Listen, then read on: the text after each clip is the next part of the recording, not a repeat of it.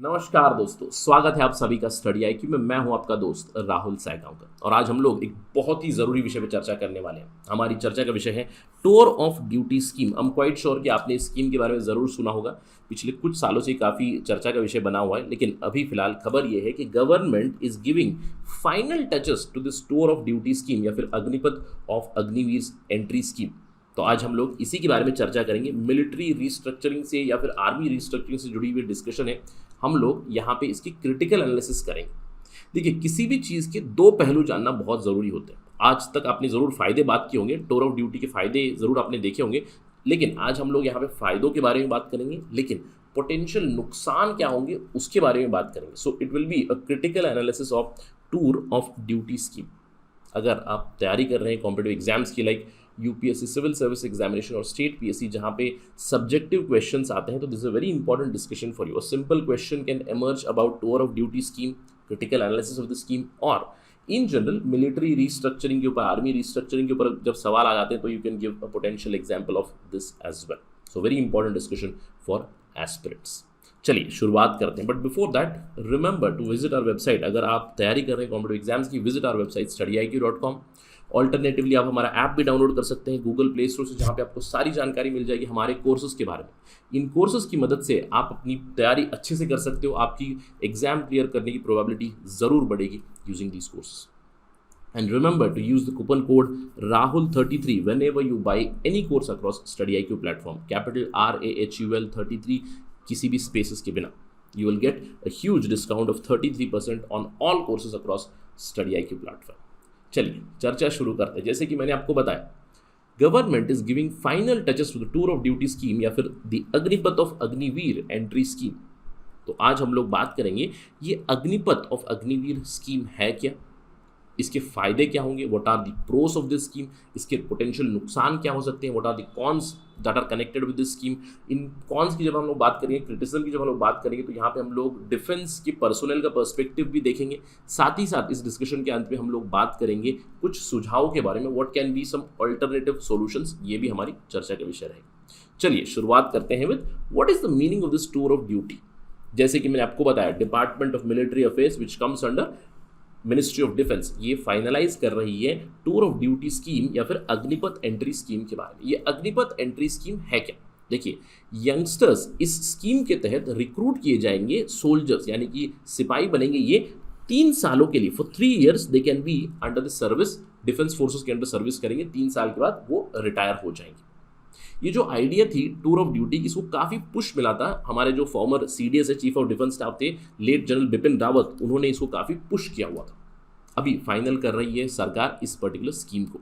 तो इसके तहत youngsters can enter into the army for short service, very very short service for 3 years। देखिए, अब अगर मुझे डिफेंस फोर्सेस में जाना है तो मेरे पास क्या विकल्प है? मेरे पास एक विकल्प है कि मैं परमानेंट कमीशन में जा सकता हूँ। यानी कि परमानेंट कमीशन मतलब आप अपनी लाइफ टर्म के लिए काम करोगे। लाइफ टर्म मतलब जो भी आप जिस किसी डिफेंस विंग में जाओगे उसकी रिटायरमेंट एज तक आप काम करोगे। फॉर एग्जांपल, कुछ विंग्स है जहाँ पे रिटायरमेंट एज 40 है तो आप 40 तक रिटायर हो जाओगे। जहाँ पे यंगस्टर्स की जरूरत है, जहाँ पे यंग ब्लड की जरूरत है, तो वहाँ पे रिटायरमेंट अर्ली होती है 38-40 के आसपास। कुछ विंग्स है जहाँ पे 54 पे रिटायर होते हैं, कुछ विंग्स है जहाँ पे 60 पे रिटायर होते हैं। तो परमानेंट कमीशन में आप जो भी उस सर्विस की लाइफ टाइम रहेगी वहाँ तक आप जॉब करोगे या फिर काम करोगे, उसके बाद रिटायर हो जाओगे। अब रिटायर होने के बाद परमानेंट कमीशन में एक बहुत बड़ा फायदा है कि वहाँ पे पेंशन मिलती है। पेंशन मिलेगी आपको टिल द एज ऑफ 75। तो ये बहुत बड़ा फायदा है परमानेंट कमीशन का। इनफैक्ट सरकार इसी के ऊपर आर्गुमेंट करती है कि पेंशन के चलते बहुत ज़्यादा खर्चा होता है, एक्सचेकर के ऊपर पेंशन कॉस्ट आ जाता है for 75 years। Huge pension has to be given, 1 rank 1 pension के बारे में हम लोग चर्चा कर चुके हैं, उसके बारे में भी क्रिटिकल एनालिसिस कर चुके हैं, right. So that is pension is one of the issues जिसकी वजह से tour of duty scheme introduce की जा रही है। इसके अलावा अगर मुझे एंट्री करनी है, मेरे पास एक और भी विकल्प है, I have short service commission also. अब शॉर्ट सर्विस कमीशन में आपकी ईयर्स ऑफ सर्विस रहेगी 10 साल, स्टैंडर्ड रहेगी 10 years। It can be extendable up to 14 years, यानी कि 10 से 14 साल तक आप काम कर सकते हो शॉर्ट सर्विस कमीशन। लेकिन आपको ध्यान देना है, शॉर्ट सर्विस कमीशन के बाद शॉर्ट सर्विस कमीशन के ऑफिसर्स को पेंशन नहीं मिलती। अब इसके बाद आप सवाल उठाओगे तो सर ये लोग करेंगे क्या? तो ये प्राइवेट सेक्टर में जॉब कर लेते हैं, कॉर्पोरेट्स में जॉब मिल जाते हैं। तो शॉर्ट सर्विस कमीशन की रिटायरमेंट के बाद you seek other jobs, right. अब इससे भी मैं कहूँगा एक शॉर्टेस्ट सर्विस कमीशन आ रही है, that is nothing but the Agnipath entry scheme, जो केवल 3 सालों के लिए रहेगी, यंगस्टर्स के लिए रहेगी। जब भी इस स्कीम की डिटेल्स आएंगी, नोटिफिकेशन आएगी, तो हम लोग चर्चा जरूर करेंगे, क्या रहेगी एंट्री एज, क्या रहेगी रिटायरमेंट एज एटसेट्रा, इन सब चीज़ों के बारे में हम लोग चर्चा जरूर करेंगे। लेकिन अभी फिलहाल अंडरस्टैंडिंग ये है, केवल 3 सालों के लिए यंगस्टर्स को रिक्रूट किया जाएगा, उन्हें ट्रेनिंग दी जाएगी। और आपको ध्यान देना है, एंट्री जैसे परमानेंट कमीशन की होती है, शॉर्ट सर्विस कमीशन की होती है, वैसे ही एंट्री होगी। एंट्री जो नॉर्म्स रहेंगे वो स्ट्रिक्ट रहेंगे, ट्रेनिंग के नॉर्म्स काफ़ी स्ट्रिक्ट रहेंगे। दोनों में भी ट्रेनिंग आपको मिलती है 9 मंथ्स 44 वीक्स की रिगरस ट्रेनिंग मिलती है, ऑलमोस्ट 9 महीने की ट्रेनिंग होती है, रिगरस ट्रेनिंग मिलती है। वही ट्रेनिंग मिलेगी under the tour of duty scheme also, लेकिन 3 सालों की सर्विस रहेगी। ऑलराइट, तो ये बताया है सरकार ने। अब सवाल ये उठता है, what are the pros of this. अब सरकार कहती है यूथ में डिसिप्लिन को इनकलकेट करने के लिए, उसके बाद उनकी एम्प्लॉयबिलिटी भी बढ़ जाएगी कि अगर 3 साल की सर्विस रहेगी तो डिसिप्लिन की वजह से वो दूसरी जगह कॉर्पोरेट्स में काम कर सकते हैं। सरकार ने एक सर्वे भी की थी, राइट, मिनिस्ट्री ऑफ एमएसएमई की सर्वे थी, जहाँ पे ऑलमोस्ट 96% रेस्पॉन्डेंट्स ने बताया कि they would like to welcome discipline youth, right, who would be willing to work at their companies, right. कुछ इस तरह की सर्वे भी हुई। तो सरकार इन्हीं चीज़ों के चलते बताती है व्हाट आर दी प्रोस और what are the benefits of this. तो चलिए समझते हैं टूर ऑफ ड्यूटी स्कीम के बेनिफिट्स क्या होंगे। सबसे पहली चीज़ आपको जानना है, कोविड-19 पैंडेमिक था 2020 से, तो रिक्रूटमेंट ऑलमोस्ट ठप थी, तो रिक्रूटमेंट हैम्पर हो गई, जिसका मतलब है शॉर्टेजेस काफ़ी ज़्यादा बढ़ गई थी। तो इसके चलते भी tour of duty scheme does make sense कि रिक्रूटमेंट नहीं हुई। ये कहा जाता है कि ऑलमोस्ट 1.25 लाख के आसपास वैकेंसीज हैं इन दी डिफेंस फोर्सेस इटसेल्फ। तो इस टूर ऑफ ड्यूटी स्कीम से हम लोग शॉर्टेज ऑफ रिक्रूट्स को रिजॉल्व कर सकते हैं, और जितने भी रिक्रूट रिजॉल्व होंगे, आपको लग रहा होगा केवल 3 साल के लिए सर्विस हो रही है, तो 3 साल की अगर सर्विस हो रही है, 3rd ईयर पे जो रिटायर होंगे तो उसी साल नए रिक्रूट्स भी तो आ रहे हैं, तो ये कंटिन्यूसली रोटेशन में रिक्रूटमेंट होती जाएगी, रिटायरमेंट होती जाएगी, राइट। एकदम शॉर्टेस्ट सर्विस कमीशन रहेगी, ठीक है। तो वैकेंसी की जो प्रॉब्लम है इसको हम लोग रिजॉल्व कर सकते हैं। इसके अलावा fresh, young and energetic recruits हमें मिलेंगे। ऑफ कोर्स देखिए, डिफेंस फोर्सेस में बहुत ज़रूरी है यंग ब्लड, राइट, जवान खून की बहुत ज़्यादा ज़रूरत होती है, एनर्जी होनी चाहिए। सिपाही हैं तो लड़ाई की ट्रेनिंग मिलेगी, तो इन सब चीज़ों में काफ़ी मदद ज़रूर मिलेगी। साथ ही साथ ये जो टूर ऑफ ड्यूटी है या फिर अग्निपथ एंट्री स्कीम है, ये वॉलंटरी स्कीम है, ये कोई कॉन्स्क्रिप्शन वाली स्कीम नहीं है। जिसे एंट्री लेनी है वो अप्लाई कर सकता है and they can enter voluntarily. और बहुत से लोगों में जज्बा होता है कि देश के लिए कुछ करना है, सर्विस करनी है, डिफेंस फोर्सेस में जाना है। और देखिए, यंग एज में अभी तक उन्होंने वो ऑप्शन नहीं देखा हुआ है कि मुझे क्या करना है, तो this is one of the options that they can seek for 3 years, they can get a service. और उसके बाद अगर एंट्री लेने फिर से you can apply for the extended service also. तो एक ऑप्शन रहेगा यूथ के पास कि किस दिशा में जाना है। और सबसे बड़ी चीज़ है कि मिलिट्री की जो लाइफ होती है, डिफेंस की लाइफ होती है, अनुशासन होता है वहाँ पे, लाइफ में एक रेगुलेशन आती है, डिसिप्लिन आती है। तो ये सब चीज़ें काफ़ी फ़ायदा लाएंगी for the youth of course. अब इसके अलावा सरकार का आर्गूमेंट है for tour of duty is cost saving. जैसे कि मैंने आपको बताया, पेंशन बचा सकते हैं, राइट। पेंशन यहाँ पे नहीं मिलेगी। 3 साल के बाद जो भी रिटायर होंगे सोल्जर्स, उन्हें कॉर्पोरेट में जॉब्स मिलेंगे या फिर कहीं पे एक्स्ट्रा रिजर्वेशन मिलेगी, डिफेंस रिजर्वेशन मिल सकती है, सीएपीएफ में जा सकते हैं, स्टेट पुलिस फोर्सेस में जा सकते हैं, दूसरी जगह पे कॉर्पोरेट्स में जा सकते हैं, बिल्कुल right. So soldiers can get the recruitment somewhere else. But सरकार कहती है we can save a lot of pension money.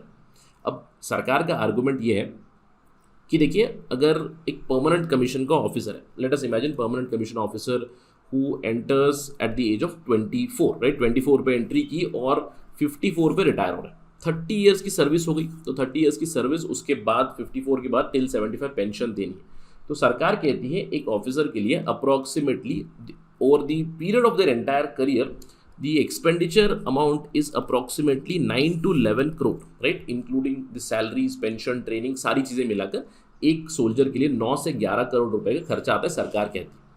और यहाँ पे टूर ऑफ ड्यूटी में सरकार ने अनुमान लगाया है this would be somewhere around 80 to 85 lakh, right. तो हम लोग अजम्पशन कर लेते तो टूर ऑफ ड्यूटी के एक सोल्जर के लिए 1 करोड़ रुपए लगेगा ओवर 3 years ऑफ पीरियड। और यहाँ पे ओवर द एंटायर सर्विस आपको अप्रोक्सीमेटली 11 करोड़ रुपए का खर्चा, या फिर 10 करोड़ अप्रोक्सीमेटली पकड़े, 10 करोड़। तो the government is saving approximately 9 crore rupees, ये कहती है, राइट। और ऑब्वियसली रोटेशन में रहेगा, young recruits will come, young recruits will serve. इसके अलावा सरकार ने ये भी बताया कि टूर ऑफ ड्यूटी के अंदर जो भी आएंगे तो उन्हें एक पे आउट भी दिया जाएगा, साथ ही साथ उन्हें प्रायोरिटी मिलेगी इन रिक्रूटमेंट, यानी कि 3 साल के बाद they can go do some other job in corporates. एक बड़ा पे आउट मिलेगा, 5 से 6 लाख रुपए एक साथ मिलेंगे, तो उसके बाद they can look out for other career options. तो ये सारी काफ़ी फायदे वाली चीज़ें हैं। टूर ऑफ ड्यूटी से एक तो सरकार को फ़ायदा है, यानी कि सरकार एक्सचेकर का कॉस्ट बचाएगी, पेंशन के कॉस्ट बचाएगी, और ये जो पेंशन का कॉस्ट बचाएगी approximately we saw the difference of 9 crore rupees military modernization में लगाया जा सकता है। हमें मिलिट्री मॉडर्नाइज करने की काफ़ी ज़्यादा ज़रूरत है, राइट। एयरक्राफ्ट की ज़रूरत है, टैंक्स की ज़रूरत है, बुलेट प्रूफ वेस्ट की ज़रूरत है, नई नई चीज़ों की ज़रूरत है, तो इसमें पैसा लगा सकते हैं। ये एक ज़रूर बेनिफिट बन जाता है।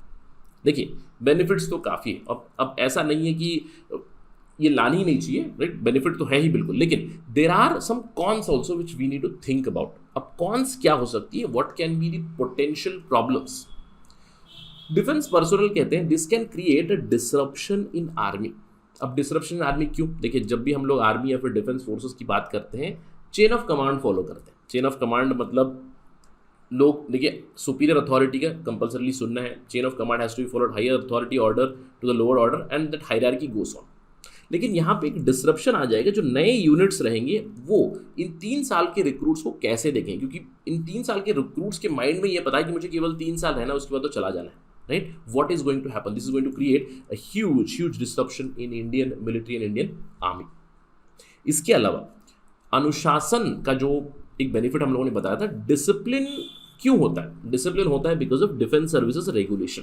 अब जब डिफेंस में होते हैं, डिफेंस में अधिकार थोड़े से कम हो जाते हैं, क्योंकि उनके rights would be curbed because they are from defence forces. इसीलिए डिफेंस सर्विस रेगुलेशन जो हो गए, जो भी रेस्पेक्टिव एक्ट्स ऑफ सर्विस है, उसकी वजह से काफ़ी ज़्यादा अनुशासन होता है। लेकिन जैसे ही 3 साल की रिटायरमेंट हो जाएगी, काफ़ी यंग एज रहेगी, 3 साल के बाद क्या वही अनुशासन रहेगा? ये भी एक सवाल रह जाता है।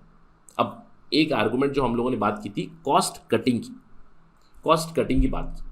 अब कॉस्ट कटिंग डिफेंस के पर्सनल कहते हैं, क्यों केवल आर्मी या फिर डिफेंस पर्सनल की तरफ कॉस्ट कटिंग चल रही है? Why can't cost cutting go on somewhere else in some other sector? Their argument. इसके अलावा अगर हम लोग क्लोजली ऑब्जर्व करें कि कितना पैसा एक्चुअली सेव हो रहा है, how much money is actually being saved. मैंने आपको यहाँ पे उदाहरण दिया था, एक ऑफिसर है जो 24 साल की उम्र पे जा रहे हैं, अगर 54 पे रिटायर हो तो 30 साल की अप्रॉक्सीमेटली सर्विस हो गई। तो 30 साल की सर्विस में सरकार ने बताया अप्रॉक्सीमेटली हम लोगों ने एवरेज पकड़ा था 10 करोड़ रुपए का खर्चा, राइट। तो अगर हम लोग यहाँ पे बात करें 3 साल के रिक्रूट की, तो एक रिक्रूट पे अप्रॉक्सीमेटली 1 करोड़ का खर्चा, 80 to 85 लाख बताएगा, बट हम लोग अप्रॉक्सीमेशन कर रहे हैं 1 करोड़ का। तो अगर हम लोग यही चीज़ देखें तो कॉस्ट वुड बी मोर और less the same thing, isn't it? क्यों? क्योंकि यहाँ पे मुझे 30 साल की सर्विस के लिए फिर से मुझे 10 रिक्रूट लगेंगे ही लगेंगे, तो पैसा तो आप उतना बचा नहीं रहे हो। Because are we really saving money? ये ज़रूर देखने की चीज़ है।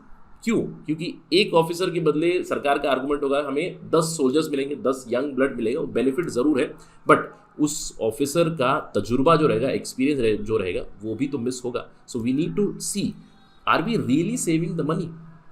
Do we really need that cost cutting when it comes to national defence? ये ज़रूर एक सवाल उठ जाता है। इसके अलावा अग्निवीर्स के ऊपर, यानी कि जो टूर ऑफ ड्यूटी वाले सोल्जर्स हैं, उनके ऊपर एक सवाल उठाया जा सकता है, will they be battle ready? अब यहाँ पे we are not questioning the competence, but battle में अगर लड़ाई हो गई तो लड़ाई में एक एक्सपीरियंस सोल्जर और एक अग्निवीर में क्या अंतर रहेगा या नहीं रहेगा? ये जरूर सवाल रह जाता है, राइट। अब मैं आपको एक उदाहरण के साथ समझा देता हूँ, राइट। अब हम लोग बात कर सकते हैं गलवान वैली की। गलवान वैली में क्लैश हुआ था 2020 में, राइट।